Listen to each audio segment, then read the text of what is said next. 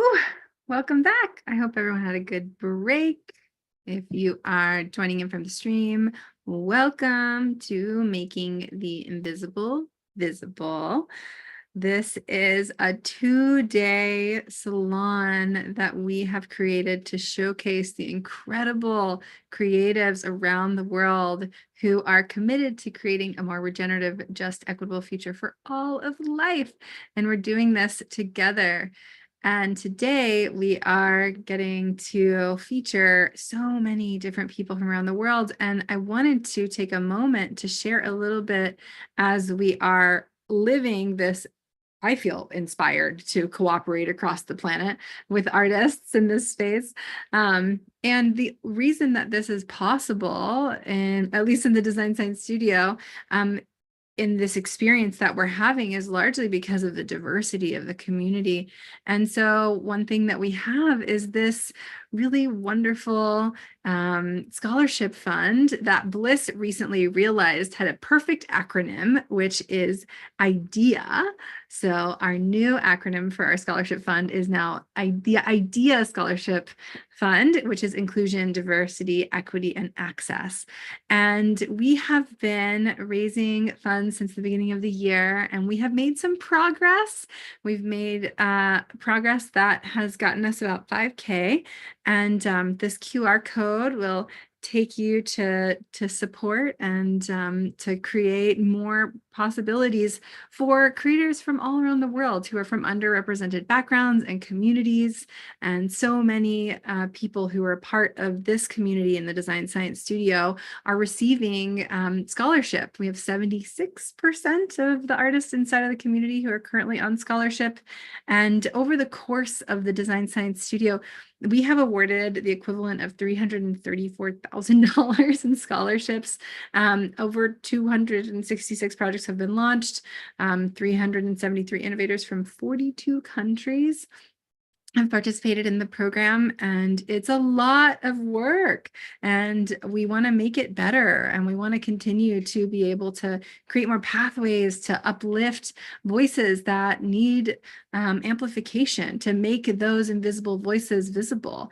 And so what we do is we do this work to unite global innovators and artists and designers, and your help, and if you know people who are, have organizations that are partnering with initiatives or interested in nonprofit funding. We're a nonprofit initiative, and so we're also looking for individual donors, and literally like no amount is too small. Every little bit helps. So we're really, really, really grateful for everyone who's contributed and continues to contribute.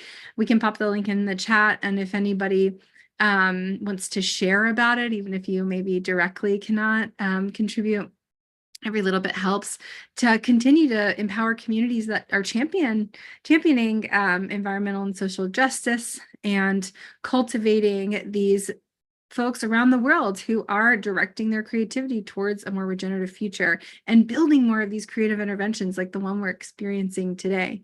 So we'll be able to continue to do this program and fund and amplify the voices of women and internationals and creatives of color, folks from low-income backgrounds, LGBTQ+. These are all people in the margins of society generally. And one of the things that we're uncovering and we're looking at making the invisible visible is the systems of oppression and the systems that are not designed to support and uplift these voices. And I am one of those people. I am a woman, I'm a person of color, and I have had the great opportunity in my life to be surrounded by people and cultural spaces that encourage me to bring my voice forward for what I believe in.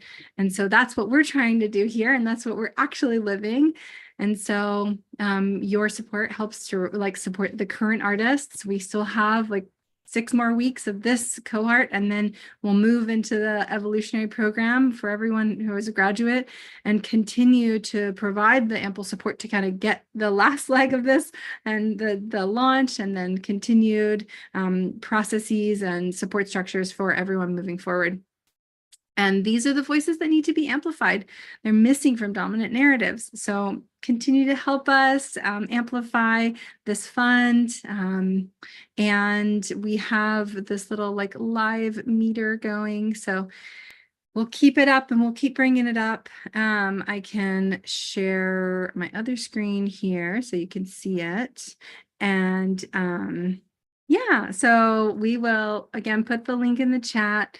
And all of the money that's come in for the salon will also get contributed. So if you bought a ticket, like you're directly contributing, and that's amazing. And that number will change based on your ticket sales or your donations. So just want to thank you all again on behalf of the Design Science Studio. Welcome back to part 2 of Making the Invisible Divisible on day 1. And next up, I'm going to bring Eve, our volunteer coordinator, who is going to bring up our next session, which is very exciting. First time unveiling. Yeah, super, super exciting. What an amazing project too. I got to sit in on some of the initial meetings with Stephen and Ian and watching them and listening to them brainstorm and all these ideas buzzing around. It's been really, really cool to get to witness the creation of this project.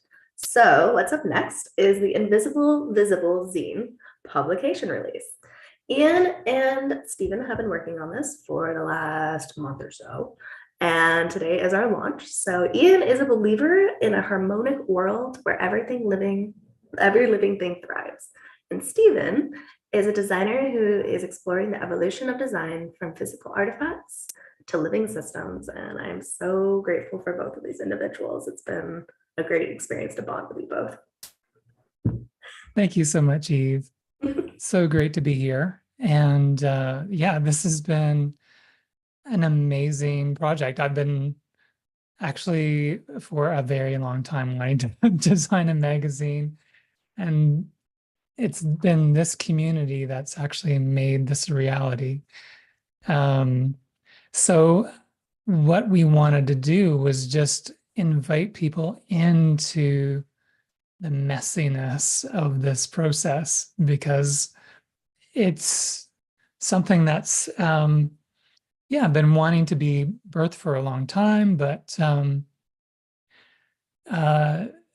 there's a process to it. There's the invitation to the community to provide submissions for the magazine, and then there's trying to find ways to collaborate together. And yeah, so I'm not sure if I can see Ian. He says he's on a dog walk, but I'll come hang out with you. Okay. And I think there's some other folks here, and he said he'll pop in shortly. But there's other folks who are here who also contributed. Yeah. And if they're available. Wonderful. So yeah.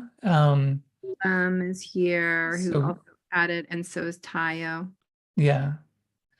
So we'd love to get everybody together, just not to put everyone on the spot, but it might even be like a design proofing session. We're just going to show what's in process, but I needed to show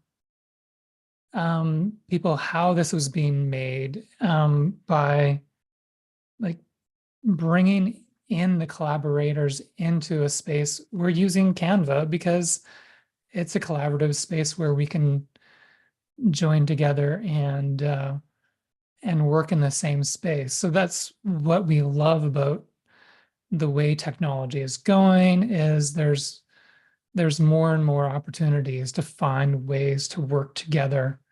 And this just felt like a project that needed to happen.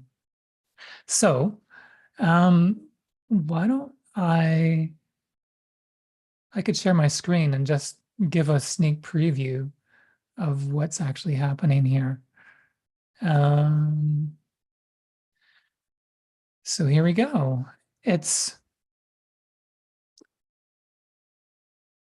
There's the masthead, the cover, and so this is all messy in process. We're going to show you behind the scenes of how this gets made. So the invitation was showing the cover and maybe a little like, here's what the contents page could look like.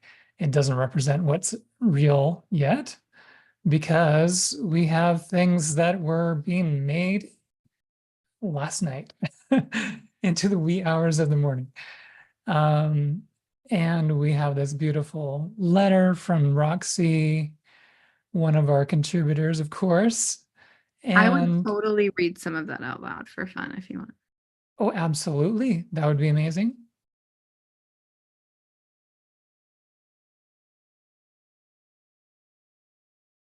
Oh, did you mute yourself? I am muted. Yeah, that happened. Yeah, so perfect example, as Steven said, like last minute download. I was like, well, I'll add something, I'll add something. And then it happened in the wee hours of the morning / the night. And here it is. So I was thinking I could read a little bit of it.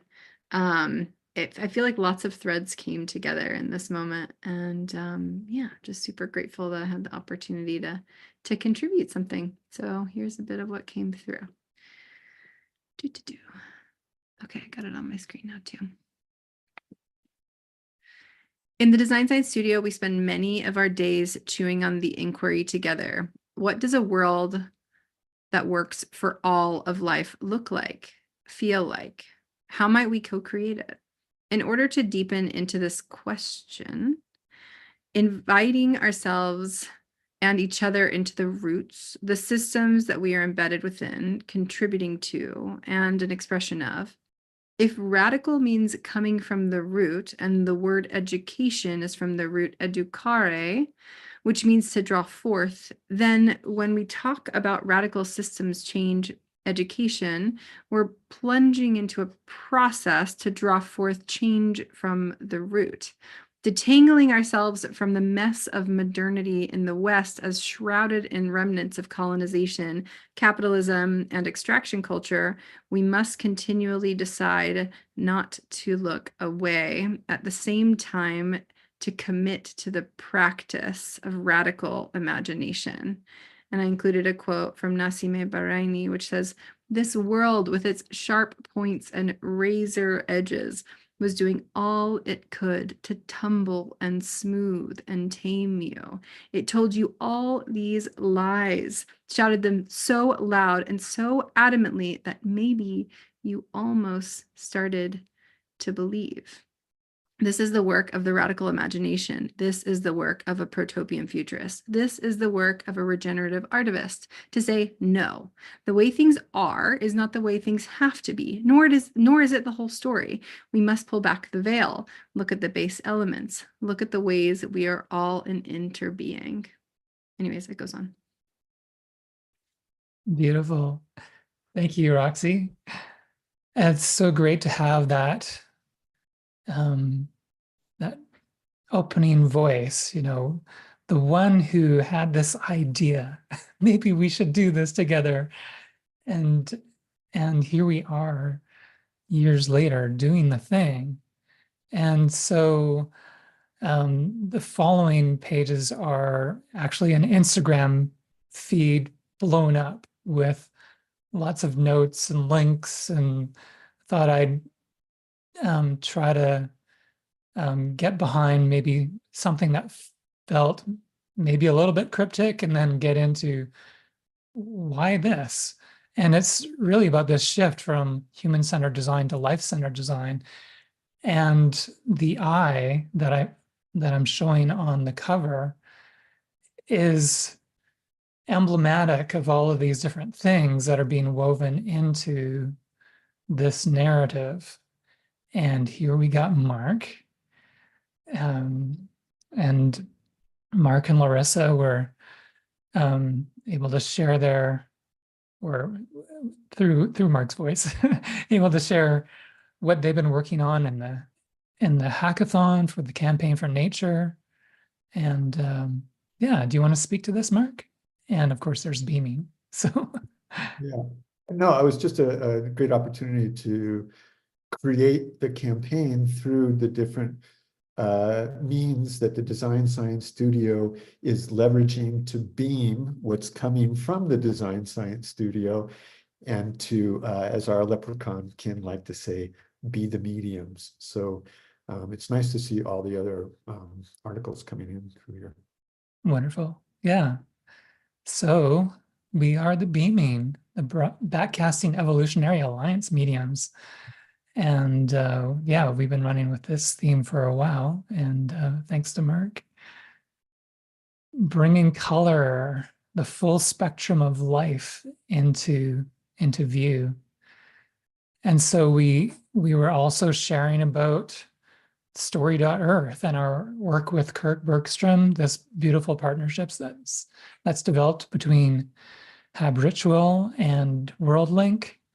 And so I wanted to find a different way outside of the box to be able to represent the synthesis of art and science. And also, what if there was like a takeaway, like a Dymaxion map that you could have in the middle of the volume.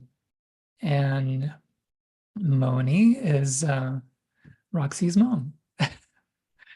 And she has contributed some beautiful poetry, featuring artwork by Umer Zia from the first cohort. So really honored to be able to represent both of their work here. And Lola Vila has been producing this beautiful imagery. The part where there's a little bit of a collaboration going on with the people who submit their work, and then the way I, as a designer, interpret that work. And I thought, why not bring the organic Fibonacci spiral into this? So it's a very subtle thing, but you can see how the images are organically in different sizes with a thin spiral line that runs through all of them, along with the text that Lola's provided about entangled futures. So it felt to me a very entangled way of being able to view this work. Tayo, maybe Tayo can speak to what he's submitted here.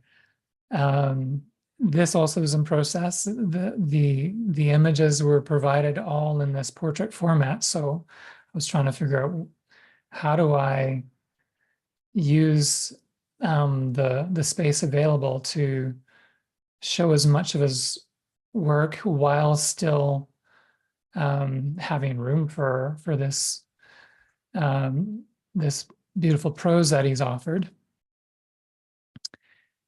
And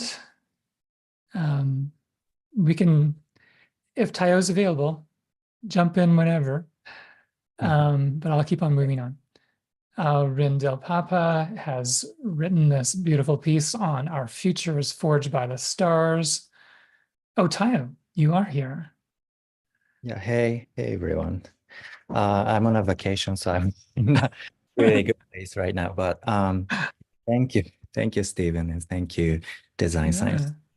Yeah, I did not have. I didn't really know what to contribute this time for the salon, but one day I had an idea.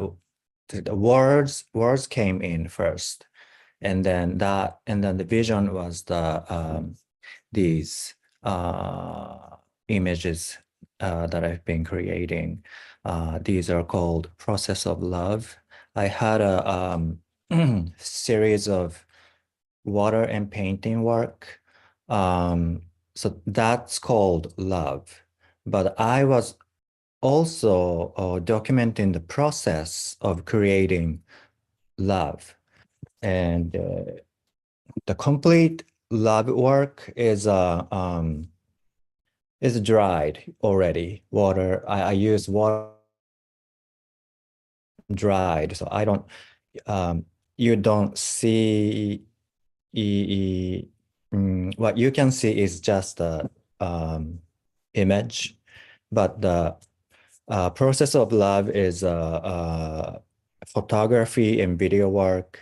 You can see movement during the process. And I don't know. I was very, very, very fascinated by the image that disappear on the complete. Yeah, I just cherished the process each moment, and there, yeah, I was documenting a lot of as photography and videos. Yeah, Thank please you read. so much, Tayo. It feels like an invitation into that process, but also into the intention of how to really embody this in material, like and through the action, through time. Love that interaction and the way you've invited us into that experience. Wonderful. So yeah, Rinda Papa also invited us into her explorations in art and even the writings of Albert Einstein. So really fascinating to delve into that prose. Salem Jordan, I think you're here if you want to speak to it. Feel free to jump in as well. But yeah, some beautiful work that was provided, a little bit of text. So it gave me an opportunity here to really highlight the imagery and use a little bit of subtle typography over top of things. And then Melissa providing us it was like I think a last minute submission too, where there was one part and Melissa has also contributed to our Substack, which was how I was starting this process, was maybe we can collectively invite people into showing what we're doing in a very public way. A lot of what we do is in these events, and then people wait for the next event. But in this way, we could have things ongoing as a community publishing effort in digital form, but that could also feed into something that could be made visible and tangible in a printed form. So this is what was exciting about this process of making the invisible visible, is how do we bring people into the storytelling of also raising voices of people who's who need their work funded. So this is one of the reasons that I wanted to bring this up, was to create an opportunity for putting our work in the hands of people and helping them recognize there's an opportunity here to fund the work that makes the invisible visible, but also makes art that changes history. And we do that by reimagining the future. So this is amazing, what Melissa is doing, just being able to understand how the waste material that is coming out of the fashion industry is not waste. It can actually be made into fashion, and she's doing this in a number of different ways. So really provocative and inspiring. And so that's kind of where I've been able to get to. The rest of this is just kind of placeholders for me, exploring how the work that I've been doing to understand how to see things in a very different way, in a way that we can sense the here and now as a way of pulling the future of possibilities into reality, and those become the artifacts of the past. So the artifacts, the senses, and the possibilities are all part of this process of emergence that actually connects to all of reality. You know, this is a new way of looking at the calendar. And yeah, so just behind the scenes, grid systems, and how did I build this? It was combining all these different ways of the invisible structure underneath everything that actually builds the layouts. So we can do that with squares, we can do that with spirals, we can do that with isometric grid systems. So that's how this whole thing is built. And that's a little sneak peek behind the curtain. Guess I'm a little bit over time, but that was worth it. Wow. Stephen, thank you so much. And thank you, moderators. Growing up outside Greenwich Village in New York in the skate scene, we always used to make these little zines that people would Xerox and hand out. So I do believe the zine is a topic of the Regeneration, and I appreciate how you've woven the sacred geometry into it. Thank you so much. Thank you, Danielle. Thank you, Danielle. Thank you, Stephen. I'm really excited to introduce our next speaker. I couldn't be more excited. I am, oh wait, Danielle, Eve. Oh, I'm out of order. That's hilarious. That's great. It's okay. I just got excited because I was like, Heather. And I know, I saw that. I was like, I'll just like, let her go. She's massive. Look at her go. Anyways, guys, Heather's coming up. Don't go anywhere. But first, we have a very important person, also a very important person, the one and only Vincent. Ooh, okay. Yeah, Vincent Arena is the creator of actually what our platform for ticket sales was on. So all of you have visited one of his creations. He's a systems designer, information architect, and social entrepreneur. His program Catalyst specializes in mapping and matchmaking. The goal of Vincent's work is to help people navigate and find the people, resources, and opportunities they need to create coordinated impact. Welcome to the stage, Vincent. Hi, everyone. Thanks, Eve. So as Eve mentioned, I'm going to talk a little bit about information architecture and what that means.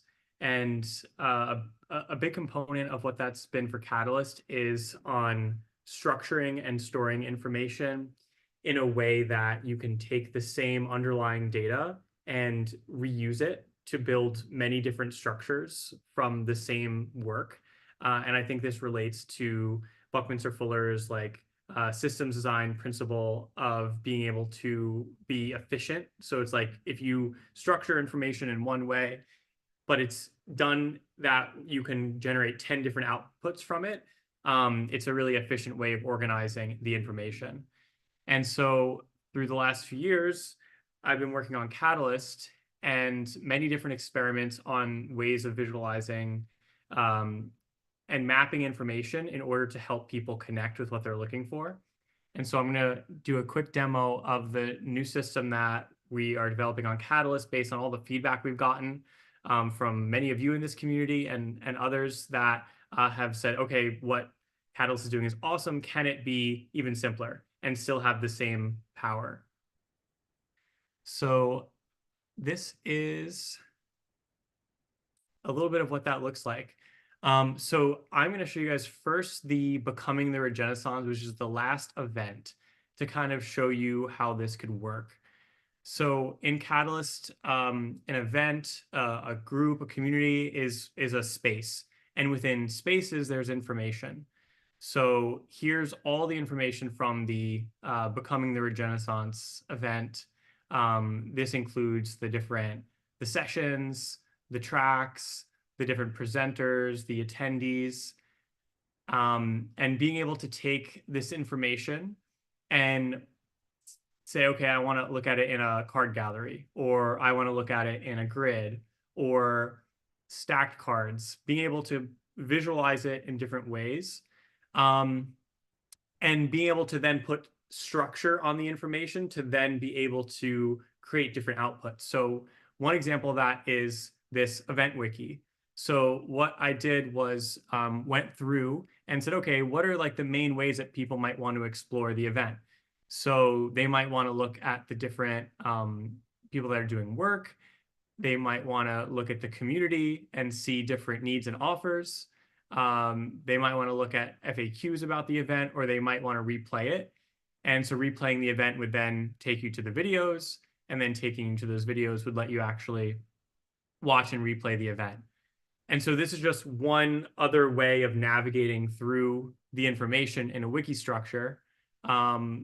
Or you could say, okay, actually, I want to see a calendar, and I want to be able to visualize it based on time.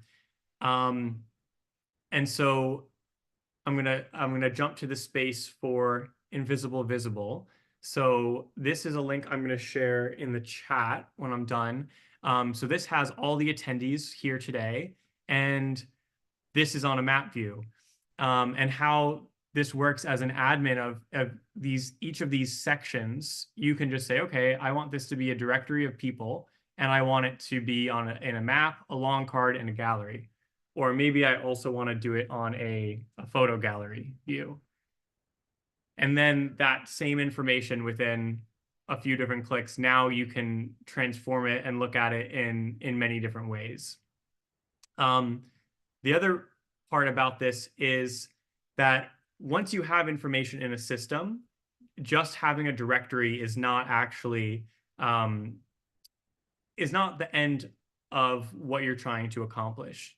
You create a directory so that people can take action on the information.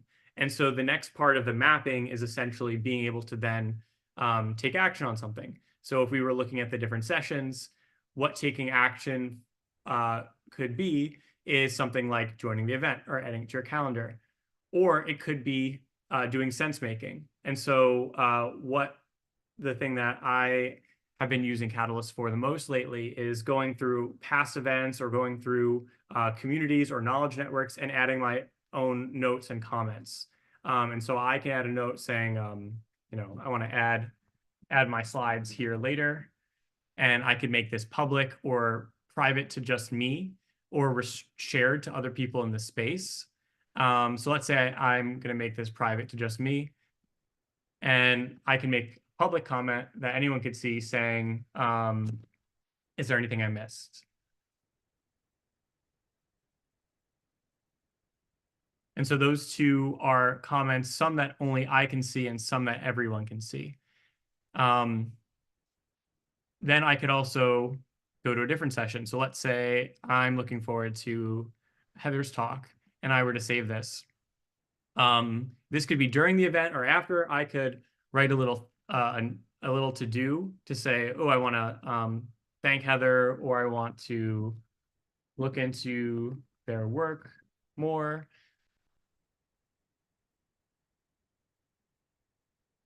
And so now on the dashboard, you have essentially your own personal overview, your layer of the whole event.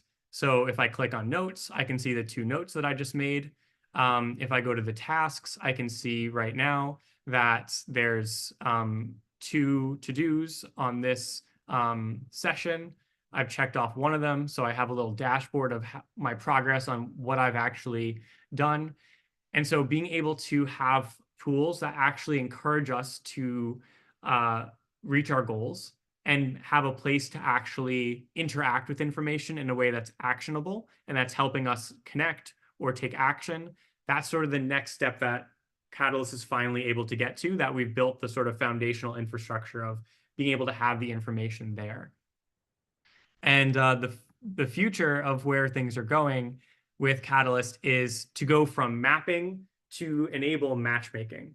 And so one of the features that we're working on is this matchmaking feature, or building connections. So if I went to a project like wayfinding, I could create a relationship between this and any other object in this space. I could also, instead of creating a relationship, create a suggestion. So I could say that, let's see, Roxy should connect with, and I'm going to reverse these. I'm going to say Roxy should connect with wayfinding. And I could say, this is a cool talk you missed. Check it out.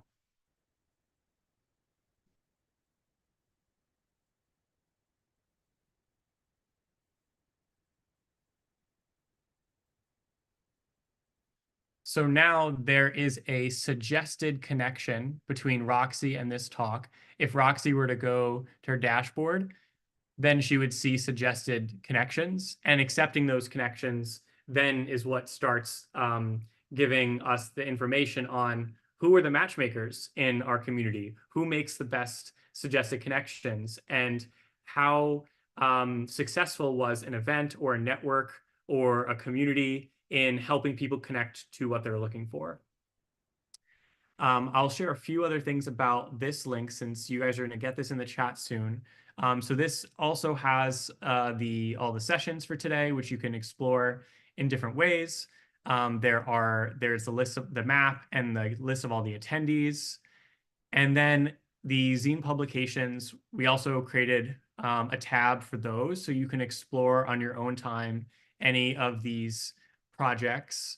One of the other insights that we've had is that being able to view information and compare it is a really helpful tool for learning and for matchmaking. So being able to look at someone's website and then have an interface at the same time to take notes on it or to add tasks about it, or to have a really quick way to see how things are connected or to create those connections. So like I was saying, here's the connection I made with Roxy checking out this project. Being able to make that something that is all possible within one experience was a really unique insight that we came across that has really shaped the design of Catalyst. So yeah, I think that's mostly it. This is a total work in progress. And would really love feedback on this. So if anyone checks this out and has things that they love, things that they wish could be different, or things that they wonder might be here, please reach out to me. This whole process has been shaped by the community, and it will continue to stay that way. So thanks everyone, and thanks to Roxy and the Design Science Studio for always experimenting and being open to trying new things. I would love to just come up and say that if it weren't for Vincent, this event for sure would have been very hard to navigate, and so many more. It has, like, literally we've designed together, and last time we had a salon, we shared this really great metaphor, but I think it's worth sharing again that you were like, okay, like, you dream it and then I'll build it. And it's really been that way, because I'm like, it's a really unique thing to have so many people with so many visions and different iterations and different things that we're experimenting with. Like last time we had an exhibition, this time we have a zine. Like, okay, well, how do we make sure that those things are still interconnected and really easy for folks to follow up on? Because it's one thing to have an showcase, and it's another thing to actually be able to like deepen into the individuals. And all of this is currently like back-ended in our Airtable system, and it all, like, Vincent's constantly like writing new code to meet the needs of the community. It's amazing. And we have a few minutes, and if anyone has any like real-time feedback or thoughts, reflections, questions, this is a really great time to do that. Yeah, that'd be awesome. That's it. While we're waiting for people to raise their hands or ask any questions, I felt so excited this week when you were like, we want to do the zines, and I was like, oh, I could do that in like 2 minutes. Like, I'm prepared for that. Like getting a product to a point where like someone says, I want this thing, and then it's like, oh yeah, we could do that. Like, that flexibility is something I probably would have never strove for without working with the Design Science Studio. Because you guys are always like, we want this, and it's like, well, that doesn't fit into like the rigid structure. And so yeah, being able to like have the balance of both of those is a difficult challenge, but it's really exciting.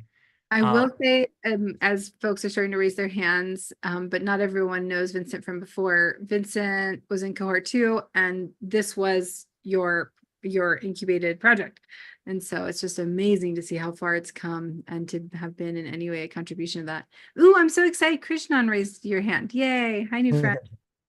Yeah, thank you, Vincent. I have a question. I was wondering, you talk about the way that certain things can get related and connected to each other.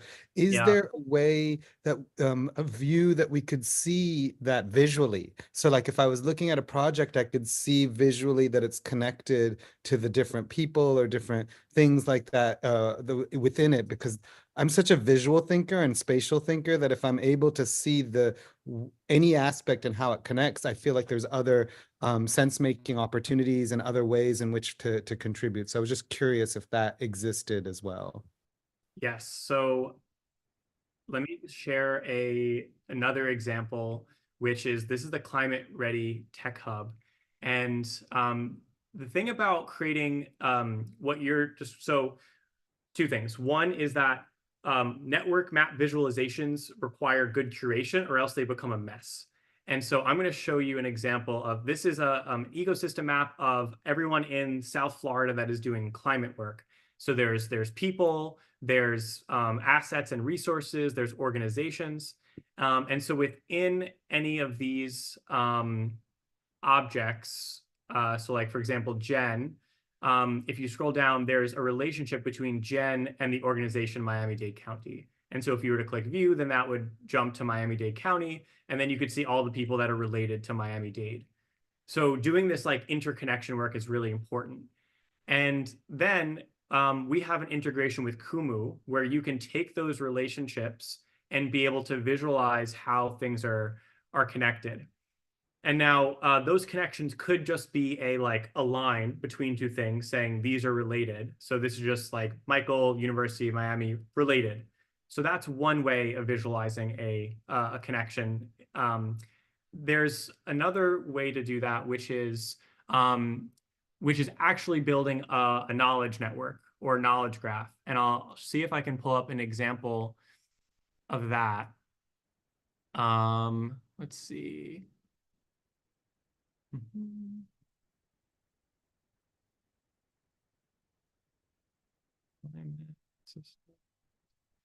I was literally working on this yesterday. So I was working on this network map of climate systems as it relates to resiliency and climate change. So here's an example where you have things like consumption growth, and consumption growth has a direct relationship with the average level of material consumption per person. And so you can actually have a relationship or an edge. So this one is that average level of consumption drives overall consumption growth. And this edge itself actually has a whole description about the relationship between those two things. There's a strength, a connection type. You can see the positive and the arrow, which shows the relationship dynamics. So it really depends on how complicated the map is. I don't think we need to have this level of systems dynamics applied to a map of people and presenters at a conference. But that's the scope and scale of the type of work we're doing to try to make sure that, yeah, it's really the edges and where things are connected is really the important thing. And that exists right now within the link I shared, just seeing how things are related and jumping around.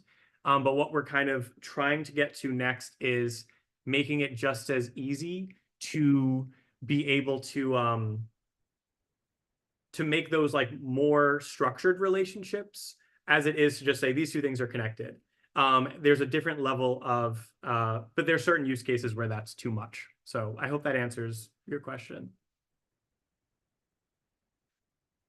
I'm not sure if I'm over time, but I'd love to hear from Stephen if that's okay, Roxy. I think of all people, Vincent, you are allowed to go overtime. I can update the agenda. Hey, Stephen.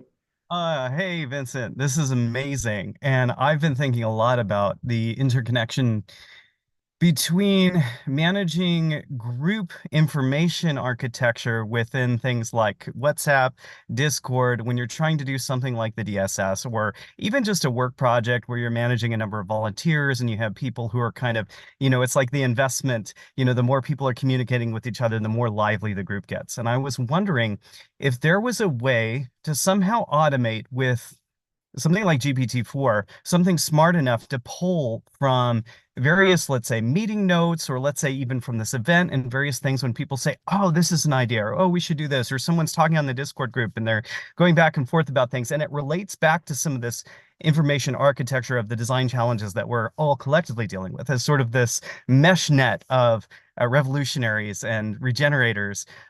Is there a way to design a system where we could have those pieces of brilliance and this information and those tasks and those things pulled out and like redistributed among a collective group? So like some people are older, I've noticed people use Google Groups a lot, that's their thing. My thing is definitely like I get email overload. So if it's in an email, it needs to be like condensed into a digest, or I just won't see it. It's too I'm much. the same But way. I'm really native to like threaded conversation like Slack and Discord. But then there's other people who aren't there and they're missing out on the conversations. Or let's say just Discord dies because you don't get that critical mass of, I mean, obviously Facebook throws billions of dollars behind keeping people on the platform. But when it comes to a group this size, Stephen and Bao and I have talked a lot about the burnout that happens as organizers. And so it's simply like getting out meeting invitation notes, like disseminating summaries of, just to keep people in the loop that need to be. And I feel like your information architecture thing with the different maps and things is absolutely brilliant. I feel like that could be applied to, just as an aside, I feel like that could be applied to some of the design challenges themselves that we're dealing with globally, like in actually using that for building out solutions, not just with, like you said, social mapping. So my question real quick, and maybe it doesn't have an answer right now, but that's what I've been wanting to build and I don't have the skills to do it. So I'm really excited to hear what you're working on. Yeah, it's okay. So I'm really glad that our brains work in the same way, because I've had a similar insight, which is that yeah, like there's a dynamic, called a balancing feedback loop in systems. So it's like the more activity there is in a group chat, like the better it is, until it gets too much, and then certain people drop out because they get overwhelmed. So it kind of like keeps a certain level of balance. Like there's a ceiling and a floor. If it goes too much, then it gets too overwhelming and too unorganized. And so one of the tools we built is called Catabot, and it could be hooked into like a Telegram group or a Discord group, and then that data can go into Catalyst. The problem that we haven't solved yet is a good process for like sifting through 1,000 messages and figuring out which ones of these are signal and which ones are noise, and which ones. And I think there needs to be really good like community processes for knowledge gardening. So like kind of going through, and I just got back from my grandmother's house and we're going through like all of her like 1970 magazines, and we're trying to figure out, okay, like what is like going in recycling and what is going into like, storage, or what's like sorting that information and figuring out, okay, what is good enough for us to put into like an ecosystem map. And then in terms of the information display, like that's just another view in my eyes. So like a message is just an object of type message, which has certain properties like who sent it and the date. And this is an example of like one of the views we're working on. This is a thread view. So being able to say, okay, like for messages, it might not make sense to show them in a map because we might not have the location of where the data came from, but it would make sense to show this in a threaded list of chronological feed that people can comment on or reply to. So that's sort of like the edge of where we're working on, is figuring out how to sort through. And I think there's a really big opportunity for AI and ChatGPT to potentially be like an assistant for that. Like, hey, I've suggested that these are the high signal messages based on like, just the filters you have prescribed on what we're looking for and the number of interactions on the message. Do you want to now move these from the the feed or the stream where things get lost and buried. You have to scroll back into like the garden where now they can be organized and part of your like knowledge repository. So I see it as like a knowledge process, and like the Miro board, the Zoom chat, like there's all this activity happening, but like, how do you take the important stuff out and then make it organizational knowledge that you can build upon? That's the sort of like process innovation that I think needs to work in tandem with communities like Design Science Studio. And like, if there are people here that are interested in what Steve and I are talking about and want to like set up a working group to figure out how to do this within the Design Science Studio community, like this is like, it's a process innovation more than it is technology, I think, at this point. So would love to co-design that with you all. Amazing. Thank you.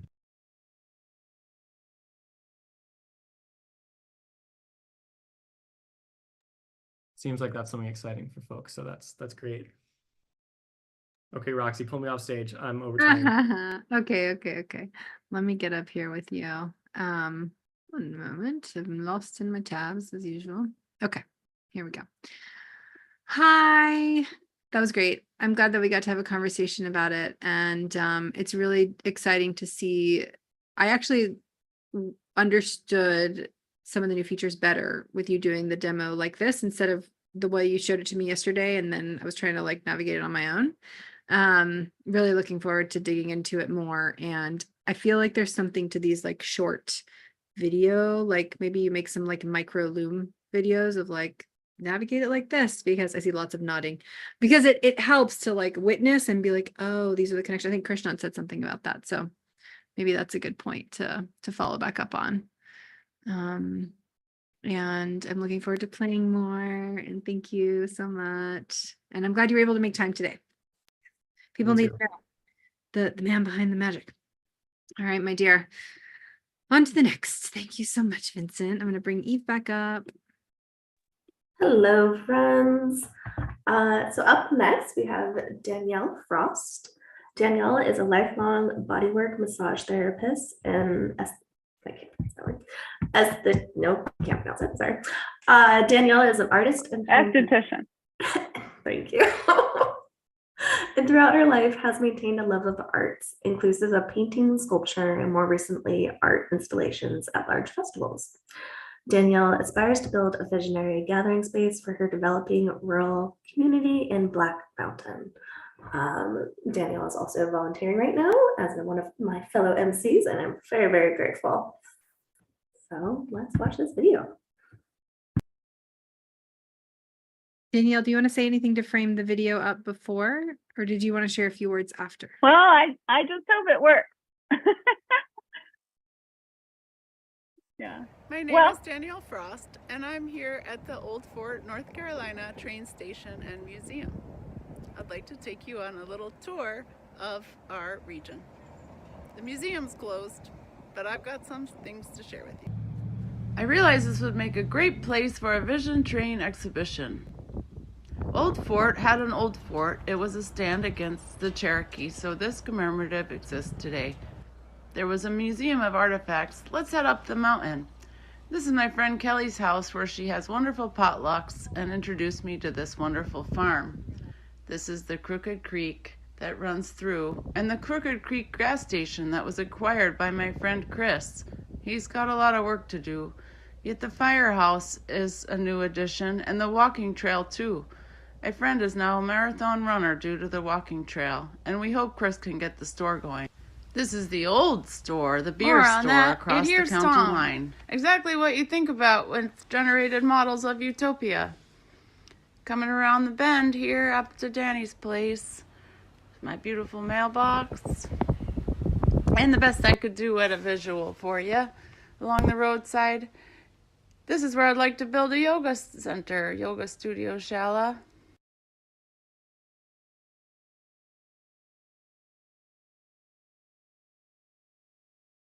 Lastly, the power line easement. A very generous power line easement that would make a beautiful pollinator corridor.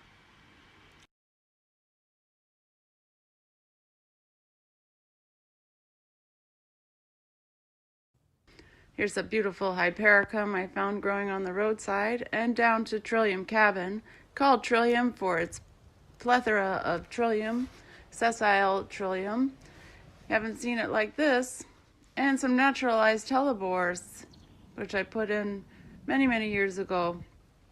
This vinca I'm doing a restoration on. It takes over as invasive. And daffodils for Easter. Some beautiful spring ephemeral plants. So happy to share with you my favorite time of year. Sanguinaria canadensis, the bloodroot, and some more helleborus for your meditation pleasure, which I'd like to share some more with you about now. Thank you. I did some research on the hellebore, and the hellebore is a beautiful plant. The etymology of hella means hidden or concealed, kind of like halo. And it has some folklore that you can grind it up and sprinkle it on your path in the garden to make you invisible to the fairies. So I kind of like that. And I initially called this rose-colored glasses because you can see how we are a work in progress in a developing community. But then I thought about how we study in one of our runoff trains on the vision train about our ideals. And maybe sometimes having too many of our ideals isn't always a good thing. So I called this Lenten Rose Glasses because I'd like us to invoke a sense of what does progress and balance look like, or how does balance and progress feel? And I like this metaphor for the hellebore because it's naturalized very nicely, and I have all these invasive plants. And so I like this balancing feedback loop that we spoke about in Catalyst. The hellebore really is something that I can introduce and also is toxic, but also is beautiful. And it doesn't become invasive. It's one of these progress and balance plants in the spiritual striving. And so I'd like to do a quick thing with us. If you could feel your sit bones, take a breath, close your eyes, see your third eye. Now pull your focus to the outside of your eyes, to your temples. And now pull your focus to the marma point in the back of your head. And then to the center of your brain. And now imagine the torus, the toroid, the ram spiral of the ram's horn. And take a deep breath. And on the exhale, exhale up and out and see the energy move around the torus. And you can do this again on inhale and on the exhale, the torus. And back to your third eye. And open your eyes with your rose Lenten glasses. Have a beautiful weekend, everybody. Thank you. Wow, that was such a complex presentation. I really loved getting to see where you're from.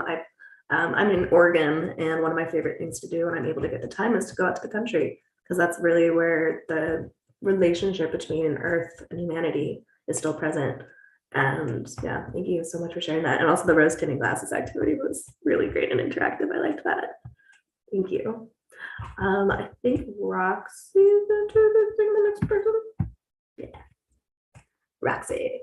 Yes, thank you, Eve. And thank you. Just I want to acknowledge Eve. Eve has been volunteer coordinating and stepped in this year, knowing that there was a big gap because of the lack of resources that we have been doing our best to move through. And you have so beautifully woven so many creators in the community today and taken time with each of them and, helped create a much lighter lift because we've all done it together. So really great. Well, I love you.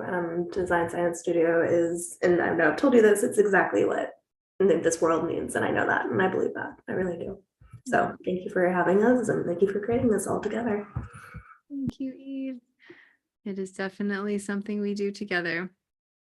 And not the systems don't always respond to support things that are a little different. So we got to be patient as we find the right path.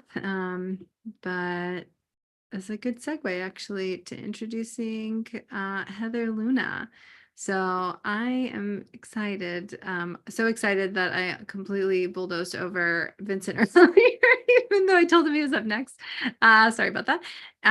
So welcome Heather. I met Heather when I was taking an amazing course that Heather's going to talk a little bit about today, last year, that Kelly was also in, who is going to be sharing next.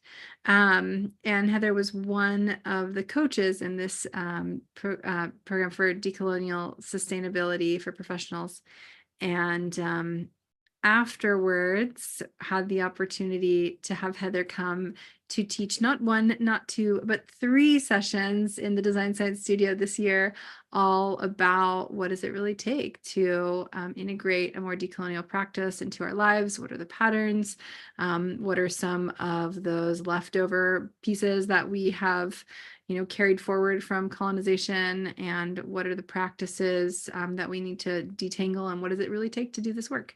So Heather is here to share with us about beginning to decolonize sustainability, and is a white passing English, Spanish, Indigenous heritage Colombian USer, born and raised in the US, spending 17 years in England before moving to Colombia, where her grandmother and many uncles and cousins live. She works with organizations on the I.D.E.A and DEI, offering a non-tick box approach to the complexity. She coaches individuals, supporting with their grappling with their power and privilege positionality, including skilling up for challenging oppression directed at us and others, and works with Possible Futures. This course that I was mentioning is one of the leads there is Samantha Sapaya, who was previously on the Design Science Studio team. And today's all about making the invisible visible. And one of those things that you have helped this community make visible has been, what does it really take to decolonize? And so thank you for being here, Heather. Welcome. Thanks for having me back again. Yeah, so yeah, I think it's so interesting to be called like a visionary, because we all have that capability of visioning. However, it's like patriarchy and colonialism, which lay in patterns and beliefs that make it really hard for us to think radically when we're thinking about visions. And so many people, maybe outside especially, think, oh yeah, the future, I envision solar panels, or I just envision what we have now, but greener. And not really thinking about where the materials come from. And I did a session on ecofascism and things like that. And not really thinking about consumption and decision-making, just assuming that the status quo is going to hold on that, and we're just going to tweak the edges. But I would say that when we're born, we are born completely powerful. We know exactly what we need to do to mobilize resources to get what we need. We cry. And we expect the world to meet our needs. And we expect there to be that flow, and that there will be togetherness, and that we will have choice in this. And then very quickly, things start to take that away. And that we realize, in order to get the resources that we need to get our needs met, that we have to play by rules. And these rules don't make sense. And we start to lose the ability to envision the world that we were expecting when we were born. And so when maybe we're designing for sustainability, we're going to run into assumptions and beliefs and patterns that keep our vision narrow, because our brain keeps pulling us back to the familiar. And unless we deliberately and intentionally interrogate these assumptions, these beliefs, and these patterns, we're going to keep falling back into the familiar. And so one of the ways to deliberately put ourselves into that space of interrogation is through this course that Possible Futures runs. It's called Intro to Decolonial Sustainability. And it's led by women from the global South, the Philippines, Brazil, China, India. And they've cultivated this beautiful space and designed a story that takes people through quite a painful journey of noticing these patterns in ourselves and in the sustainability industry. And the patriarchy and colonial ways that we're seeped in have set things up so that it's really hard for us to take in information like that, because we're usually trying to do so in a really isolated way in an individualistic society. So very deliberately, the course facilitators, and they're called navigators because you're on this journey, they put everyone into groups, and those groups are called crews. And so you're doing this work together, which is a huge contradiction to the individuality and having to prove ourselves and the expectations that people have on us and what we have on ourselves. And so you're in this crew together and you're exploring this painful reality of these beliefs and assumptions and patterns that we have. You're supporting each other and you're challenged together. Now, it's not easy sailing because there are certain dynamics that are present in this course which mimic what happens outside the course in the world. So I want you to think about how comfortable would you be accepting leadership from women in the global South? Because that could be quite unusual for you.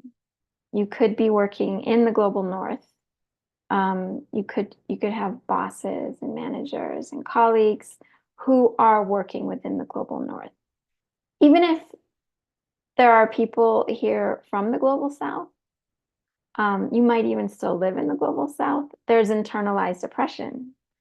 So you could still be manifesting these patterns and beliefs and assumptions that were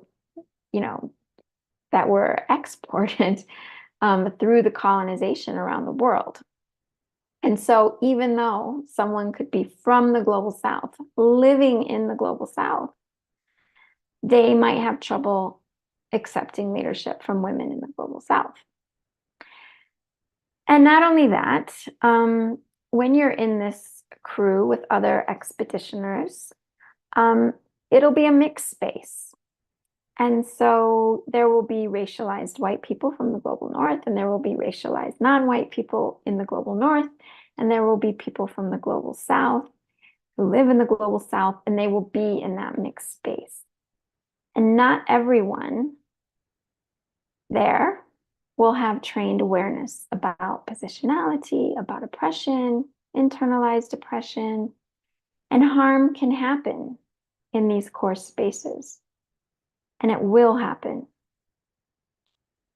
And in fact, it's kind of a meta part of the course is that everyone is encouraged to name these harms that take place as they happen.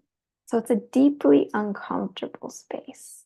We don't pretend that everything's just nice. And if there's tension, we don't say anything. It'll come back. Even if in the moment it isn't mentioned, it will be raised.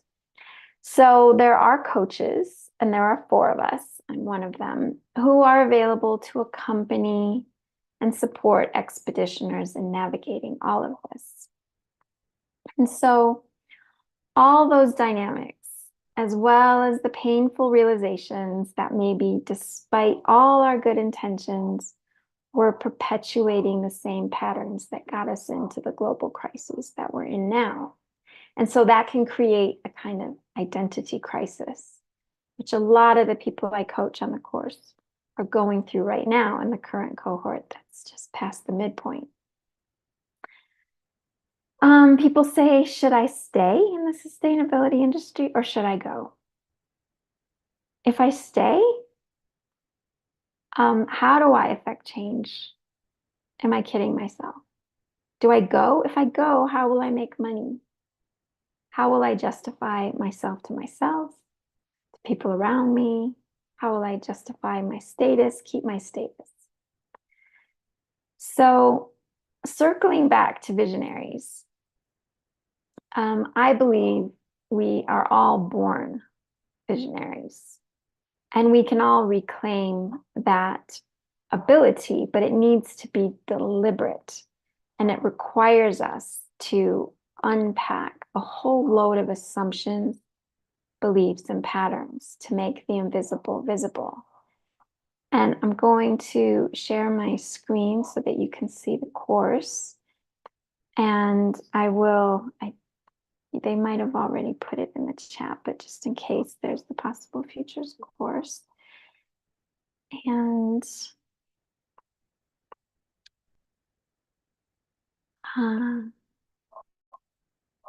there's your, remove that. Showing the run of show. Yep, there you go. So the registration's now open for the course, the next cohort, which is coming up, and you've got the link in there, and that you can see what people have been saying about it. You can read about the background for it and what an uncomfortable space it is, what you can get out of it. The navigators have put together this really creative using mural and videos, an amazing design, which take you through stories. You hear people from the global south, people who are on the front lines of the harm that's happening. You talk about different narratives and collapse and patterns. And this next course is going to start mid-July, runs for 5 months. It's every 2 weeks in 2 different time zones. One is suitable for like Pacific, Asia Pacific, and the other one suitable for Europe, Africa. And they are recorded, so if you can't attend live, you can watch it. But it is very much an interactive space, like that you will work with your crew on learning. It's not an individual thing, although there is self-led homework. And you have access to individual coaching as well.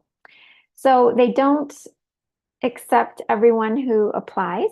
So you would need to be vetted because of that dynamic in there of it being led by women in the global south. They are like prioritizing right relationships in that way to ensure that they get the kind of people on the course who are going to have that humility and curiosity to do that work in community with everyone. So I'm open to hearing if you have any questions about anything that I shared. Yeah, I think you were on the Friday night, right, Roxy? Yeah. So on Sundays, there probably are other people from the US, but they have to get up early. Like from the West Coast, it would be really early, like 4 a.m., 5 a.m.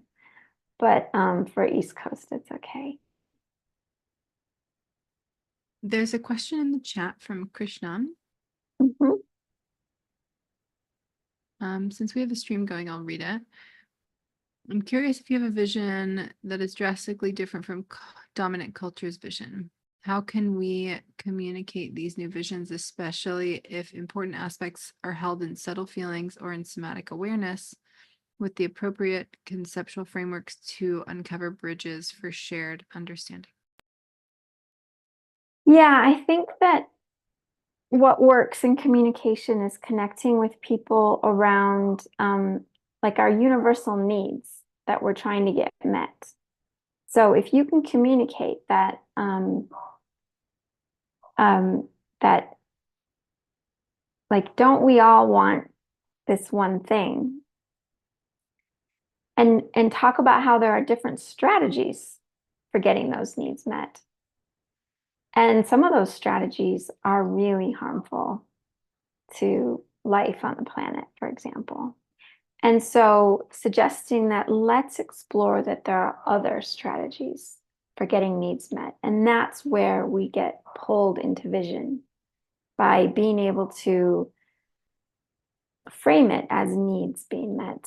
So needs around, clean air, food, shelter, but also meaning, connection, contribution,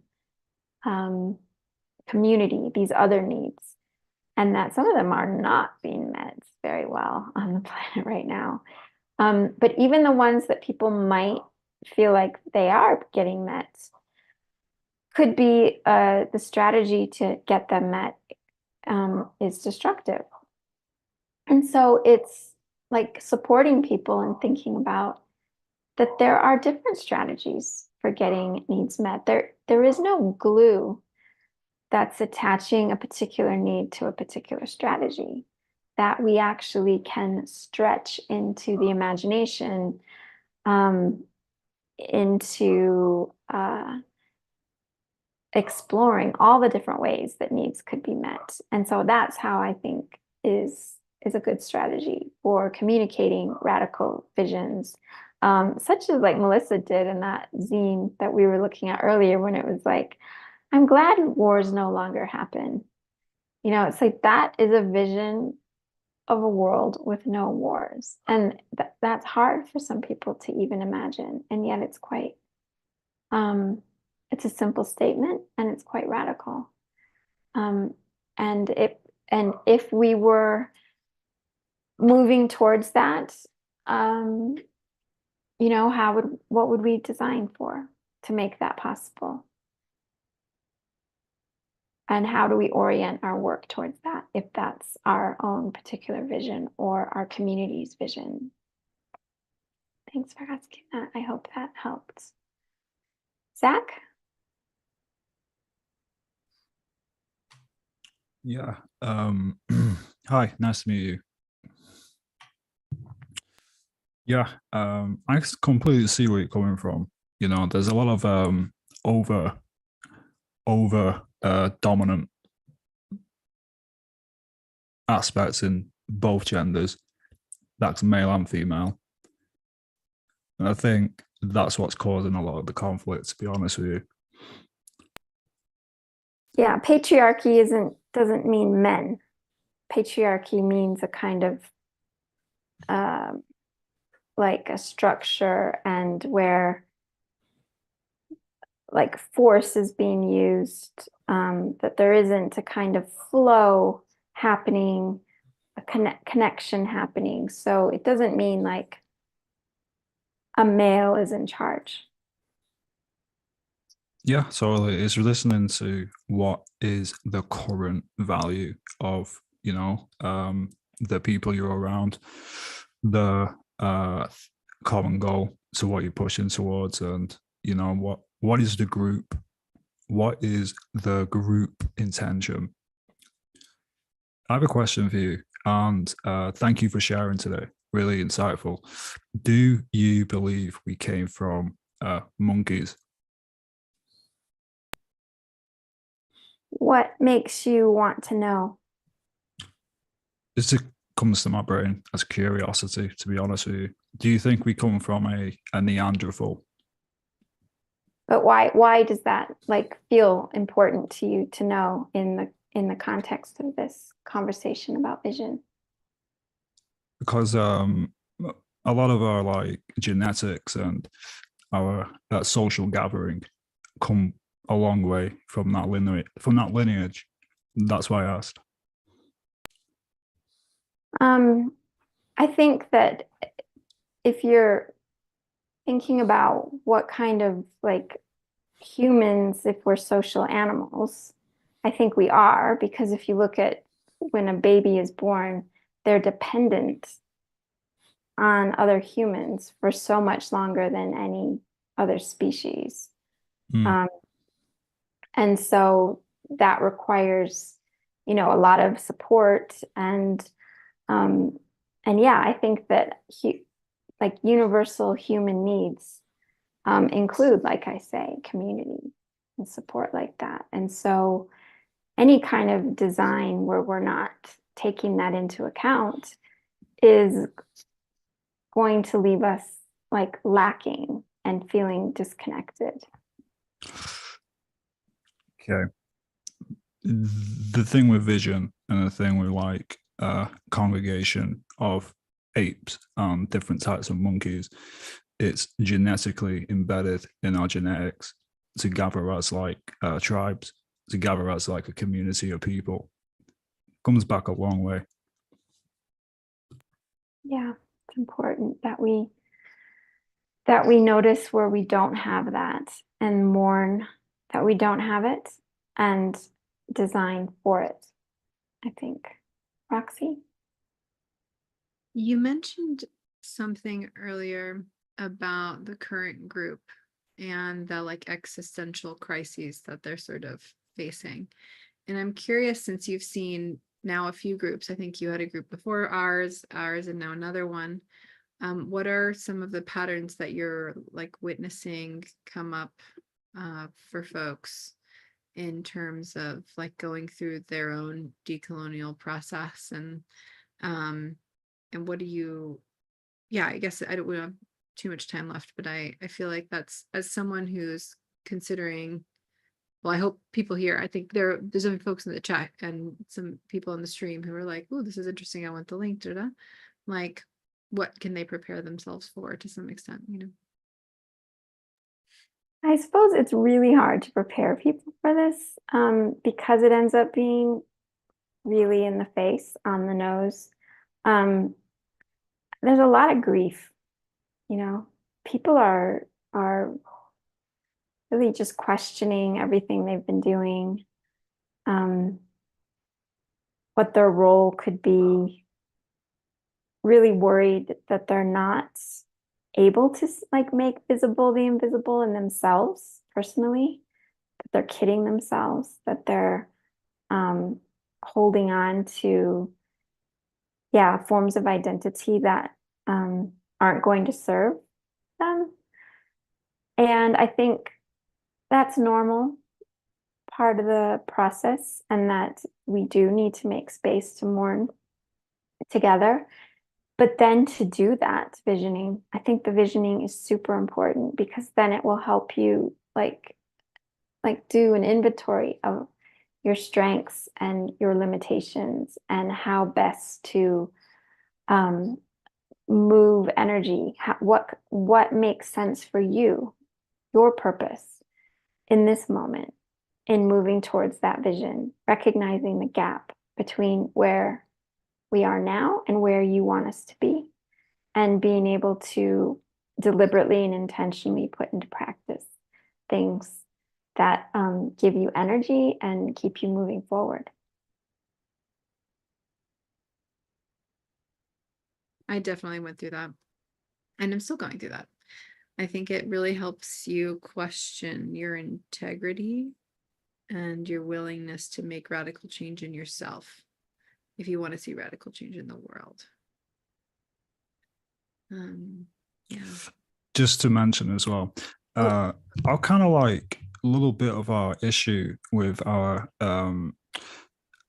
I'll wrap this up really quickly, but basically this question here, are we able to decolonize this idea that we are descendants from apes as well? Right, I'll be upfront with you. If you take a good look at the skeleton of many types of people from all the way around the world, you will see different states of structure through evolution. I'm not saying that we came from apes, but there's a strong indication that we do.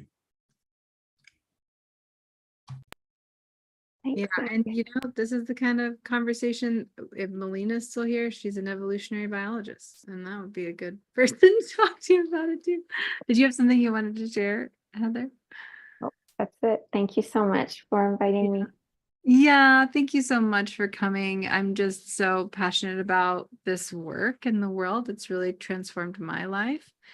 And I feel like such a student to it. And I feel like I'm just beginning to peel back the layers and I'm very grateful that you came, and I put the link in the chat for folks who are here live who aren't a part of the Design Science Studio community, who didn't get to see the video that was also prepared, but that's now a public resource. So I hope that people can check it out. And Heather, I'm not sure, I guess in closing, how public your coaching work is around this stuff.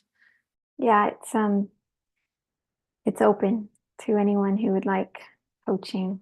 Contact me. I work on a gift economy basis, so if you can't afford it, I will coach you for no pay. And if it depends on your willingness and ability. Thank you, Heather. We'll definitely drop your links in the chat again. And it's been such an honor to have you back. And I'm excited that coming up next is Kelly. This is a full circle moment for sure. Yeah, thank you so much, Heather. I loved it when you came in and talked to our cohort, and when we were trying to figure out speakers to ask, you were definitely at the top of my list. I was like, I want Heather. I want to continue to learn from you, continue to expand my mind and my understanding perspective. Thank you. Thank you. So next up, we have Reframing Biodiversity with Kelly Nooner and Stephanie Schwartz. This was one of the project winners from the Pathways Program Hackathon with a campaign for nature. Kelly is a designer and researcher passionate about exploring the intersections of people, systems, and technology. And Stephanie's deep-rooted love for photography and video and art is derived from her passion for nature, assisting others to expand their ways of seeing and sensing, and it's an invitation to explore and perceive the world and perspectives in new ways that may not have been considered before. I look forward to hearing about your project. Thanks for being here. Great, thank you so much. Just for those who don't know, the pathway to the Pathways campaign in nature was with the Design Science Studio, and it was just really interesting hackathon, a wonderful hackathon where we were put into teams of 3, and we had a 3-day, 12-hour-a-day hackathon that the Design Science Studio led. And so what our team came up with was, well, we called ourselves Way Weavers, and it was really about reframing biodiversity and really the fact that we all need each other here and everything is interrelated is an aspect of that. And so Kelly is going to share I'm going to share the slide deck that we have, and just talk more about what our vision is and what we're going to ask about as well. All right, great. Yeah, thanks for introducing that, Stephanie. Can folks see my screen? Yes. Okay, great. Yeah, so we were, Stephanie already introed what this is about, and so what we're going to share now is like the idea we came up with and some of the plans and kind of an invitation for folks to get involved. So the importance of biodiversity is backed by data, science, and popular support. So why hasn't it received the financial backing that it needs?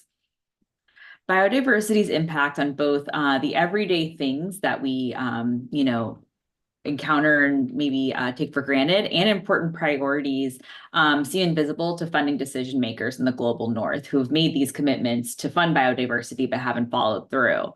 But biodiversity supports everything from macro goals they care about, like population health, disaster prevention, to those micro aspects of life, like the food we eat. So we need to help them see the inherent connections to their critical priorities that they prioritize funding and support for. So how do we help them make that connection? Like weaving and reframing biodiversity bridges the understanding gap between biodiversity's impact on everyday elements of life and top funding priorities using simple comparisons supported by facts, creating pathways towards a new sense of interconnectedness and importance. It reframes biodiversity, which we're part of and not separate from, and creates and things we need, like, and take for granted and want to fund. It's an invitation embedded into everyday items and experiences. It's evidence-based with supporting data, and it kind of uses public pressure to engage the full ecosystem of biodiversity supporters. So these were kind of our prototypes from the hackathon about what some kind of potential visuals might be. And it's really a simple foundation of really simple messages that connect facts or data points that link everyday things and government priority areas with biodiversity's impact. On a grander scale, there's an idea for like a supporting toolkit, including maybe fact sheets and slides for policy leaders to kind of bring into their work and make the case for biodiversity in critical places where they're trying to, get that funding priority elevated and really get people to commit to it. A website with information, visual resources, and action items to support policy shapers, engage the general public, and create pressure for heads of state. Toolkit and engagement plan for influential partners in the public through things like posters or social media to kind of help people easily get involved and get like the word out. And physical installations and activations in targeted public spaces, including conferences and grocery stores through stickers on everyday items, posters, and more. So kind of at a kind of further off plan, there could be kind of full takeover of COP29 in Azerbaijan with different beverages, I guess outfitting the space, things like that, and really hyper contextualize it. And then kind of having a website with more context. So kind of some of the secret sauce of this approach is it's simple, quick, unexpected and impactful interconnections. It's adaptable, tailored to fit different topics and settings that can work from a smaller meeting to kind of a grander scale event. It's flexible, it scales up and down to fit different contexts and budget potentials, and provides an invitation to kind of bring people in, get them kind of questioning what they think and know and learn more. So our audience for this is really trying to steer decision makers like heads of state who are, making these decisions around what to fund, maybe like environmental ministers or leaders who are trying to convince and persuade other people to prioritize biodiversity funding, and the general public who care about biodiversity but need a way maybe to bridge the gap with people who don't understand or maybe care about it inherently enough. So, the current state is that biodiversity preservation funding and efforts, they lose to other funding priorities because people don't understand the connection. We want to create a perception change that shows how biodiversity is connected to goals and things that people care about. And then it kind of leads to a paradigm shift where it weaves a stronger web of connection between biodiversity and collective global flourishing. It kind of leverages a full cooperative ecosystem web by helping policymakers and shapers with influence better make the case, and works within their existing work, by providing ways to support their advocacy. The general public, gives them easy tools to bring this message into new places and start conversations with people. Align people and organizations with influence, can help kind of, make a bridge to connections to create a stronger, I guess, coalition around biodiversity by kind of, bridging that language from, to governments and to people who aren't inherently interested in it, to things they care about, and partner organizations that Campaign for Nature works with to kind of, again, bridge those connections and raise consciousness and support their work. So the opportunity here is pairing simple visuals and messaging with supporting data and facts to create new connections using different trim tab points. From a 2-person meeting where somebody's kind of presenting a proposal and making the case for supporting a new plan or a new funding initiative that may not be in their backyard, but they realize is important to maintaining our ecosystem, or to tens of thousands of conference goers where this could be incorporated into slides or in posters at different events. It could show up on a grocery store item to billboards seen by thousands of people on public transit or driving each day. The impact of this is that it makes the invisible visible. It shows the interconnections embedded in the everyday and priority funding areas that people can't currently see, and shows that biodiversity feeds everyday thriving. And then it creates that invitation in tone and approach by complementing other initiatives and not, maybe making people choose one thing over another. It's designed to bridge and support by connecting these different messages and helping people see things in a different way. And then kind of having that more playful and inviting approach through open source materials that will enable more people to join this push for preserving biodiversity. We kind of put together a timeline as part of our pitch. So we're currently in the process of kind of developing and prototyping those materials, reviewing some research, deciding on different approaches and things like that around some of these topics like health, disaster, economy, and seeing what biodiversity efforts are connected to that. And then, depending on like what happens next in terms of funding and support, there could be opportunities to do some larger installations at conferences like, COP29 or like Climate Week or other things like that. The team that created this was, I guess, me, Kelly, Suparna, and Stephanie. So that's our team. And so kind of our invitation here is to kind of weave with us as we reframe consciousness and remember we're all part of this one biodiverse system. And we're currently putting out a call for art and design collaborators. We're still kind of working through the research that Campaign for Nature provided to kind of develop the messaging and things, but we want to invite people, if that's, photography, posters, graphic designers, any sort of folks who are working on visual stuff to maybe be collaborators to kind of create some of those visuals that could be used as part of this. Everything would be credited with like your name and DSS, the goal is to really kind of showcase and make greater connections to people's artwork within this community and like the DSS community as well. So to get involved, you can reach out to me and Stephanie on WhatsApp if you're part of the DSS group. And then all these photos of the webs and stuff were by Stephanie. So yeah, if you have any questions about that, definitely reach out.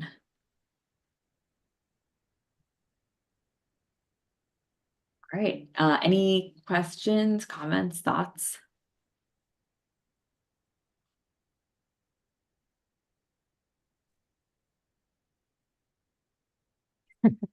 Looks like Stacy has a comment in the chat about how good data. Okay, Stephanie, great. did you share a little bit about what this resource is? I mean, Stacy. Yeah, totally. So some people here might know Ethan Soloviev. He's kind of runs around in the regenerative agriculture and permaculture worlds for a long time now, and he's part of Carol Sanford's community. So this is one of his projects, and I think that they're mainly partnering with food companies. And I don't know if are you still sharing? Should I share the site or? Oh, I can. Yeah, there we go. Because I already opened it. So yeah. Because I was just also learning about it at the same time a little bit more, but yeah, it looks like they mostly partner with food companies, but basically they have like a scorecard on all these different sustainability factors. And they're also they're in a developmental school for learning how to think regeneratively. So I think they kind of they're probably more evolutionary in how they think about it when they design this. But I don't know how much detail they have on biodiversity. I just know that the data is probably really good and it could be an interesting conversation, if nothing else. Yeah, it could be an interesting partnership, because that's kind of like, there's like the root idea of this, but in terms of, yeah, if you wanted to do like an on-site activation at something like, New York City Climate Week or something, like I think having, it's all, it's about all those interconnections. Like I think you can't maybe just go to like an unsustainable like food vendor or something. You want to kind of have your values as part of everything. So that sounds super cool. Thanks for sharing that. And yeah, if anybody else has any other ideas, like for potential partners, if there's people you think might be interested in funding some of this past, or like being more involved past that, like we're definitely open to kind of hear about organizations as ideas. It helps us leverage the collective intelligence because we have a lot of people of different connections and awareness of different groups or organizations or companies. So please feel free to send those our way as well, because it just helps strengthen things.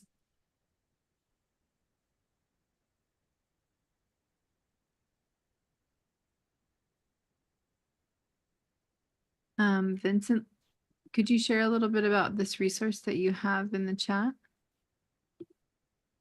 There's an organization called the Lexicon, and they're working on this framework called the Ecological Benefits Framework. And a large part of where they're focusing is on food systems. They came to mind immediately. I think there's a lot of overlap with the work you guys are doing. So I'm going to share some links in the chat. I think if you don't know about them, you should check them out. Okay, great. Great, thank you.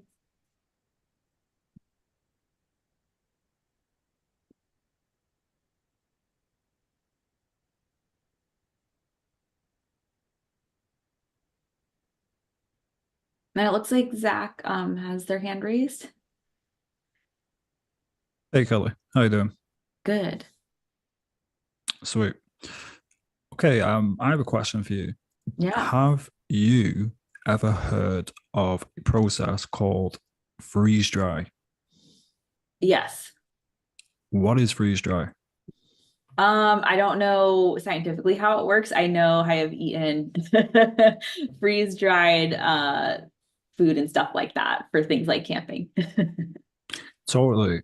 For people who do not know what freeze dry is, it is a process of where good, strong amounts of nutrition and food is gone through a process and it is put into a powder in sachets, and it's for people who go to mountains.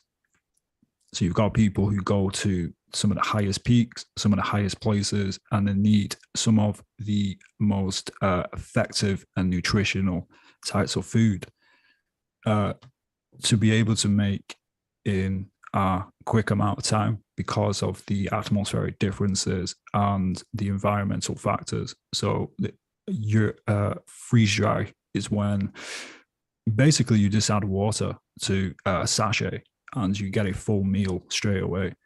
It's an incredibly effective way to gain a lot more nutrition. And it also is to know where it comes from, because there's a lot of food out there that has zero nutrition. But I just wanted to ask, because it sounds like you're incredibly in tune with diet. Is that right? Yeah, this is more of I think this is definitely taking like different levels of not just food, but also kind of how does kind of protecting and funding biodiversity in different aspects, even if it doesn't have a direct connection to food or something we extract. I think it is seeing that, hey, protecting and preserving spaces, even if we aren't planning to take something out of that space, is really important. I think it really ties into, because I was part of the decolonial sustainability class, and it is viewing, like we don't need to, I think it's like not just preserving something because we want to like use the space or something like that, but because it kind of has inherent value and connection. So that's kind of like cool to think about, is like, what are those broader connections? And there is a thing that's like kind of like the entry point can be things like maybe food, things that people, like enjoy and things like that. And then that kind of is like the stepping stone to how do you kind of take a step beyond just protecting something or that you maybe care about and get benefit from directly to something more broader as an ecosystem, and kind of in that like I think like maybe solidarity and connection with like other people and things like that. Like would you, you know, protect an environment and space that maybe you know, so like indigenous folks to the area can still, you know, have their regular diets of things like fish or something like that without it being contaminated, or they don't have to like move because we've decided, you know, there's wildfires or we're cutting down a bunch of things. So that's kind of like the really and it was like the really interesting part of this project was we're basically trying to get global north countries who are like, yeah, we, you know, we've kind of benefited off of extracting resources from the global south for millennia, and now we kind of have to protect it because they're doing a much better job at maintaining kind of the global ecosystem. So yeah, that's like kind of like the way like thinking about it is like what's that bridge and connection, and food's like food is one inroad because it is so connected to culture, it's connected to things we do every day, and then what's that kind of next step? I have a question.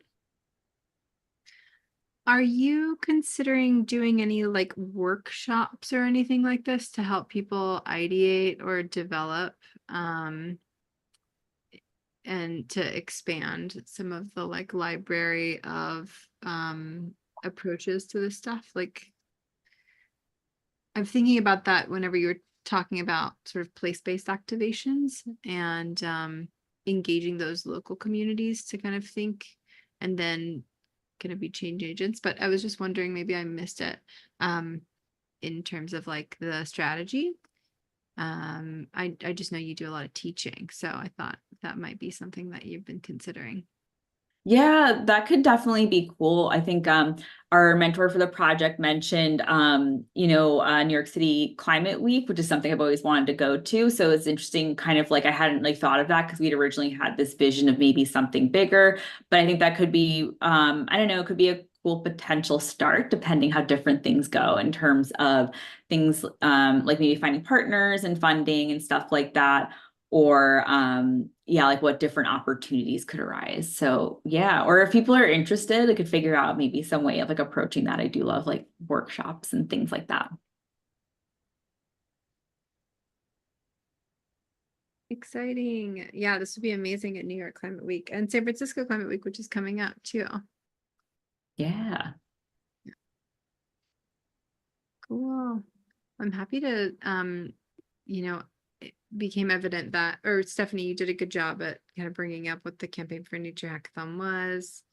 And since it didn't get like fully introduced, I can like share a little bit more about it as we segue, because I think it was pretty cool. And I did put our link in the chat, and we'll share a little bit more, but I think it would help kind of build a bit more of a bridge as well to what you shared, Kelly, about kind of moving away from our patterns of orienting to space in an extractive way, and recognizing kind of the bigger piece of the puzzle that protecting and restoring biodiversity plays as the kind of impetus for this whole challenge space.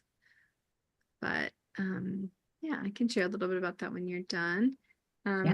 Is there anything else that would be helpful in terms of, you said like share it via WhatsApp, but there's a bunch of folks, at least in the room, that are not from DSS, and then there's also folks in the stream. So is there like a good email, or what's the best contact? Oh, sorry. Yeah, I guess, yeah, email would work. Mine's just kanooner@gmail.com. And then Stephanie, what's yours? We could also put it in the chat as well. Yeah. I can add it into the chat right now. Well, congratulations. I'm so excited about this project. And I know that the Campaign for Nature was really feeling like this one had some strong legs, and could fit many different possible like spaces. You know, it could make sense for large groups. It could make sense in a boardroom. It could make sense, you know, as these like creative intervention trip type spaces in like a grocery store. There's like a guerrilla marketing layer to it. Like it's just these little ways to like reframe all the time. And it's really smart. And I'm really looking forward to what else comes of it. And I see thoughts in your head, Stephanie. Is there something Oh, yeah, I was just gonna say, because like in terms of having a having like a little toolkit, right? Like the idea of some workshops, because we kind of in order to have others involved, whether through their artwork or through their ideas of taking and creating the simple ideas, like that is a great idea in order to have that actually come into fruition. So that is a good idea. Yeah. Great. Well, looking forward to some of those workshops. And thank you both so much. And looking forward to continue to see how this plays out and how we can be a support. And I'm really glad that you were able to share about it today. Thank you. Okay, so I am going to share a little bit about the background of the Pathways program, because we were just talking about it a little bit. And then we're supposed to be having Sequoia Fisher share Electric Skin, but Sequoia got the days mixed up, and it's actually, she thought it was tomorrow. So maybe we'll just squeeze her in tomorrow. We're going to figure it out. But I do want to talk a little bit about framing, like closing the loop for what the Campaign for Nature was all about. So Campaign for Nature is this 30 by 30 initiative. So our partners are the Campaign for Nature. And we partnered with them to bring together artists from across the Design Science Studio to design creative interventions like the one that Kelly and Stephanie and Mark and Larissa and tomorrow you'll hear from Salem all created, and also Stacy and Marv and Stephen, a handful of other folks who are in the room. Melina, Irena, all participated. And so we kind of broke down the challenge between what it was and where things were at. And I can put this in the chat as well for folks who wanted to dig deeper. I won't go all the way in, but essentially, on one hand, there was a commitment to this 30 by 30 initiative.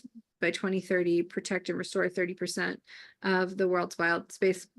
And also that requires moving a lot of funding over to global South or global majority countries who are bearing the brunt of a lot of the extraction and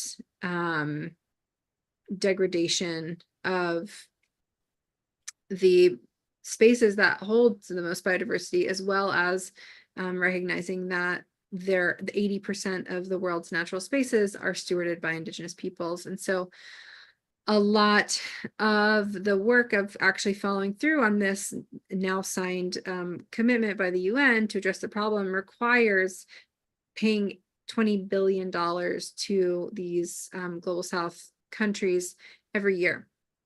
And so how to bring this to the awareness of the people, how to put the pressure on these heads of state, this is kind of the challenge. And this is what the folks at the Campaign for Nature and our creatives in the Design Science Studio and our partnership is exploring. How do we support this? And how do we continue to think about like what are creative interventions that we can do? So we brought together a team of experts who were working on this declaration to support for these 3 days and now ongoing mentorship. It's a really interesting and important initiative, and it's like a very important moment in history, similar to, I think, the Paris Climate Agreement. This 30 by 30 initiative getting enacted is just as historic. Most people don't know that, like on one hand, people are like carbon drawdown, but if you don't like at the same time do this work of protecting and restoring biodiversity and restoring Indigenous land rights, then it won't work. So it's a pretty big goal, and they're really excited to find ways to encourage as many folks as possible to be creating around this. And so if this subject inspires you and you want to dig in and do some work around this, please reach out. And there's a ton of resources that they've provided for us, and many different pathways that can help to make these actions of committing to moving this money, getting the public involved in understanding and make visible actually how money flows and the impact that it has. So definitely encourage everyone to check it out. I want to just talk a little bit about the agenda for tomorrow. So we will open again at 10 a.m. Kairishi Wigginton will start with our opening ceremony for tomorrow, which will be a beautiful 2 poems from her upcoming show, Too Much Woman for This World. We'll have a conversation with Damien Madre about the importance of myth. Gio is going to share about her Somos Ajalote presentation, which they've been working on in Xochimilco in Mexico City. They've been building these like giant sculptural heads of ajalotes, and they just did a big release of a bunch of paintings of them. And so they're working on getting these installations to put more information in the hands of the public about this beautiful creature that's actually currently endangered, and there's a lot of tourism in that area. We'll hear from Stacy Swade talk about sentience and sense and science. Stacy has a lot of work with making the invisible visible. Wahinia is the music that you were hearing earlier. His project from cohort 2 was all about preserving Kenyan cultural music and Kenyan traditional instruments. And so he created the Kikuyu Art Center as his incubated project, and he's going to share about that. Salem Jordan is going to lead us through a speculative design workshop alongside sharing about her project from the campaign Pathways Hackathon, Planetary Revolution. And then we'll have Stephanie back for a conversation about focus and neurodiversity and creativity. Share a little bit more about the positive ripples of contributing to our I.D.E.A Scholarship Fund. Joanna will come and share a bit about restorative justice as a liberatory practice and lead us through a visualization around that. Krishnan, who's been with us today, who's a new friend, creator who I met through the course that I've been helping to lead for the last year and is currently running called D-Web for Creators, and is going to have an interview with Krishnan on Ancient Future Anthrotech, cultivating community self-awareness through story and play. So excited about this and the way that Krishnan is really building a bridge of Ancient Future and looking at the way we tell stories and the way we use technology to build ritual around making meaning together. Chad Frischman will come and share about moving from drawdown to regeneration and their upcoming regeneration course. We'll have Mage talking about weaving our mythos and how our words weave the worlds that we live. Marley from cohort 2 is going to come in and do a performance, share a new piece, and talk about regeneration as an inside job. Harlan will share about his 12 spiral city arcology. Hopefully Sequoia will be able to squeeze in there to share about the self-powering biomaterial electric skin, which was Sequoia's project from cohort 2. And then we're going to have a whole flux with Jurgis, which is going to be so fun. So definitely don't miss it. And yeah, I just want to thank everyone for being a part of Invisible Visible today. All of our friends, all of our partners, all of the creatives that came together, all of the volunteers, and all of you for being present. You know, it really takes a lot of courage to put yourself out there and to create and put your visions, your care, and your radical imaginations out to community. But it is so much through community that we find places and islands of solace in this intense world, knowing that we are not alone. The sympoiesis that the article was about, it's about creating together. And that is true. And, you know, when we think about making the invisible visible, I wrote about it in the little article that I put in, but it's really, this is like billions of years of evolution. We are not alone. We are interdependent and woven together. And the more we can recognize that, the more we can feel and see and live all the different pieces that we're all holding, it makes it all feel a little bit more buoyant. That opening poem from Neha about how fire ants survive floods by holding their hands together for sometimes weeks. You know, I think we're definitely in a flood in this world, and we are holding hands. So I want to just express a lot of gratitude, and we have an amazing program tomorrow. And of course, as always, no one is ever turned away for lack of funds, but all of the money goes to support the scholarship fund. And if you can, and if you haven't, and if you enjoyed today, I really want to encourage everyone to share about it and invite some folks that you maybe thought of would enjoy this. Want to just do a shout out to the team that made it all happen, and yeah, continue to encourage folks to contribute to the fund. And thank you so much. It's been an amazing day. What a inspiring way to contribute to culture and to each other. And may we carry these seeds forward, and depending on what time of day it is in your world, take some time, go outside and have some integration and connect with one another. I'm going to bring up my bliss. I'm going to bring up Bliss in case you want to share any closing words.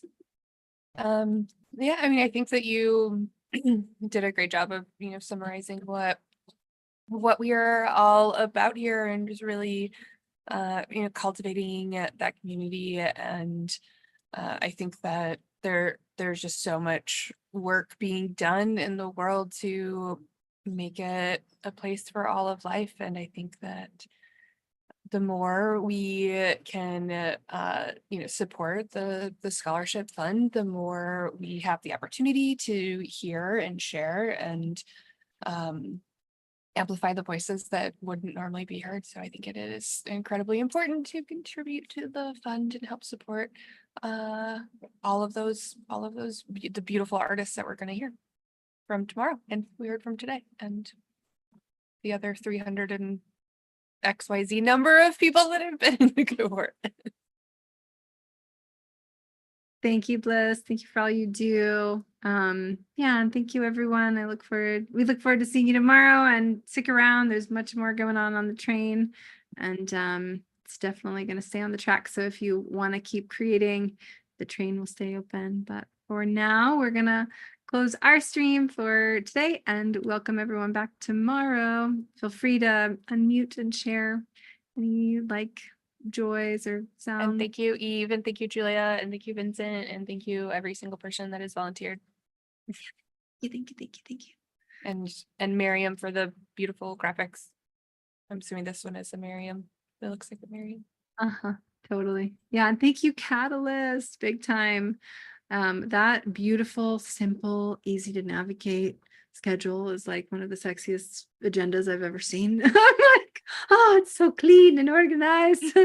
Wow, complicated to organize so many people. So I'm just so grateful to have so many folks that ikigai. We all find our part in the ways that we want to contribute to co-creating a world that works for all. And Catalyst is definitely helping make that happen. So big ups to Vincent and to all of you.